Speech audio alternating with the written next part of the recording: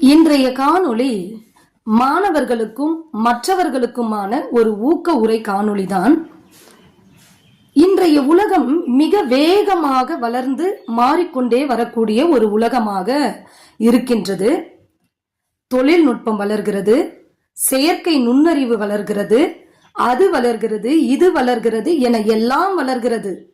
ஆனால் நம் மனித மனங்கள் வளர்கிறதா, மனித இனம் வளர்கின்றதா என்று ஒரு கேள்வி எழுப்பினால் அது உங்களுக்கும் எனக்குமான ஒரு மிகப்பெரிய கேள்விக்குறிதான். காரணம், நாம் எதனோடு அதிக நேரம் பயணிக்கின்றோமோ அதற்கு ஏற்பதான் நம்மளுடைய சிந்தனைகளும் எண்ணங்களும் சிந்திக்க தொடங்குகின்றன.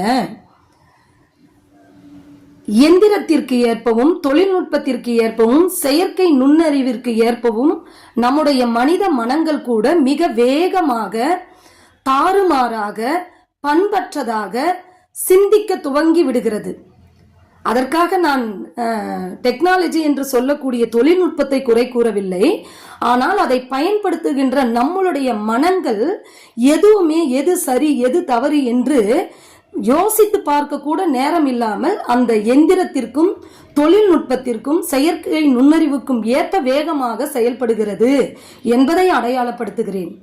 எனவே இதிலிருந்து நாம் எப்படி தப்பித்துக் கொள்வது, எப்படி நிதானித்து செயல்படுவது, எப்படி பண்பட்டவனாக, மனிதநேயம் உடையவனாக, மாண்புடையவனாக நாம் மாறுவது என்று கேட்டால் கட்டாயம் அதற்கு புத்தகம் வாசிப்பு ஒன்றே தீர்மானம். புத்தக வாசிப்பு என்பது நம்மளை பண்புடையவனாக, மாண்புடையவனாக, மனிதநேயம் மிக்கவனாக மாற்றுகிறது.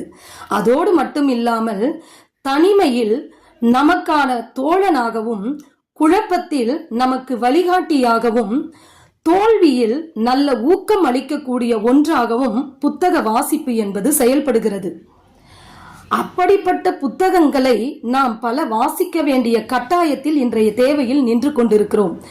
எனவே ஒவ்வொரு மாணவர்களும் சரி, ஒவ்வொரு மாந்தர் இனமும் சரி, தினமும் ஒரு 30 மணித்துளிகளாவது நாம் எதையாவது நல்ல நூல்களை வாசிக்க வேண்டும். இந்த வாசிப்பை கூட நம்மளுடைய புரட்சி கவிஞர் பாரதிதாசன் அழகாக தம்முடைய கவிதையில் குறிப்பிட்டிருப்பார்.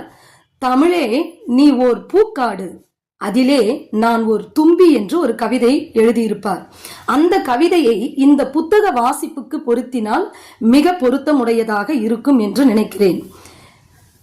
தமிழே நீ ஓர் பூக்காடு, அதிலே நான் ஒரு தும்பி என்று சொன்னார்னா, ஒரு தும்பி எப்படி மலர்ச்சோலைக்குள் புகுந்து தனக்கு தேவையான மலர்களிலே தேர்ந்தெடுத்து அதிலே போய் அமர்ந்து சுவைத்து மகிழுமோ, அதுபோல நாமும் நல்ல பல இலக்கிய நூல்களை தேடி சுவைத்து அறிவை சேகரித்து இன்பத்தை காண வேண்டும் என்று அந்த கவிதை நமக்கு சொல்லிச் செல்கிறது. எனவே அன்புக்குரிய தமிழ் உறவுகளே, மாணவர்களே, தினம் ஒரு நூலையாவது வாசிக்க வேண்டும். வாசிக்கும் மாணவன் வளர்கிறான், வாசித்து சிந்திக்கும் மாணவன் சாதிக்கிறான். எனவே நாமும் வாசித்து சிந்தித்து சாதனையாளனாக மாறுவோம் என்று சொல்லி இந்த காணொளியை நிறைவு செய்கிறேன். நன்றி, வணக்கம்.